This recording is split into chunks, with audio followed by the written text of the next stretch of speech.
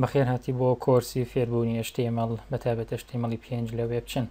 ئەم کۆرسە بریتی دەبێت لە پەرەپێدانێکی ئەو بابەتێکی ئێستا لە وێبچن نووسراوە لە ژێر فێربوونی HTML لە هەمان کات کۆمەڵێک بەش و پێکهاتەی نوێ لە خۆ دەگرێت کە کارکردنەوە کۆد نووسینی ئەمڕۆ لەسەر بنەمای HTML 5 ئاسانتر دەکاتەوە. بۆ دەستپێکردن پێشنیار دەکەم سەری ئەو یەک دوو ڤیدیۆ بکەیت کە پێشتر لە کەناڵی وێبچن لە یوتیوب بڵاوکراونەتەوە. بۆ ئێستا پێکهاتەی کۆرسە دەخەمە ڕوو کە لە پێشتا پێناسەیەکی HTML دەکەین کە HTML چییە و چ کارێکمان بۆ جێبەجێ دەکات، هەروەها چیمان بۆ جێبەجێ ناکات، وەشانی پێنج HTML و چەند تیبینیەک لەسەر چۆنیتی بەکارهێنانی بە شێوازێکی دروست، داڕشتنی پەڕەیەکی HTML دەست پێ دەکەین، هەروەها بەراوردی دەکەین لەگەڵ شێوازی داڕشتنی پەڕەیەکی HTML لەسەر وەشانی کۆنتری HTML، پێناسەیەکی دیڤ و سپان و پاراگراف، هەروەها ئاماژەدان بە جیاوازەکانی نێوانیان و هەروەها لەکوێدا کام تاگ بەکار ببرێت.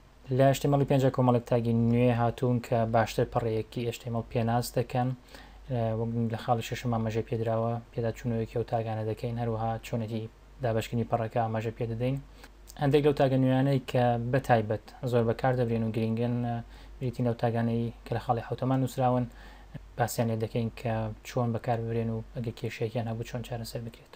HTML 5 لەگەڵ ئەوەی کە کۆمەڵێک نوێکاری لەگەڵ خۆی هێنێت، کۆمەڵێک تاگی نوێیشی لەگەڵ خۆی هێناوە کە تا ئێستا بە تەواوی لە هەموو وێبگەڕەکاندا پاڵپشتیان لێ ناکرێت. خاڵی هەشتمایان لە ڤیدیۆی ژمارە 8 بە کۆمەڵێک لەو تاگانە دەچینەوە و هەروەها ئاماژە دەدەین کە بۆ بەکار نەبرێن، یانەگەر بەکاربران کەم و کۆڕیان چی دەبێت. لە خاڵی ژمارەنەوە پێداچوونەوەیەکی پێکێنان یاندا ڕشتنی فۆرم دەکەین لە HTML و HTML 5 کە کۆمەڵی کار ئاسانیەکات و تایبەتمەندی نوێی لە خۆ گرتووە. لە کۆتایی کۆرسەکەدا کۆتاییەک دەهێنین بە کۆرسی HTML، هەروەها لە هەمان کاتە ئەو هەنگاوەی کە پاش ئەم کۆرسە پێویستە بنرێت کە بە شێوەیەکی ئاسایی تێکڵاوکردنی CSS لە هەمان ڤیدیۆدا ئاماژە بۆ دەدەین کە چۆن پەڕەیەکی HTML لەگەڵ پەڕێکی CSS ببەستیتەوە، هەروەها مەبەست لە تێکڵاوکردنیان چییە و چاوەڕوان بکرێت چ جۆرە ئامانجێکیان هەبێت.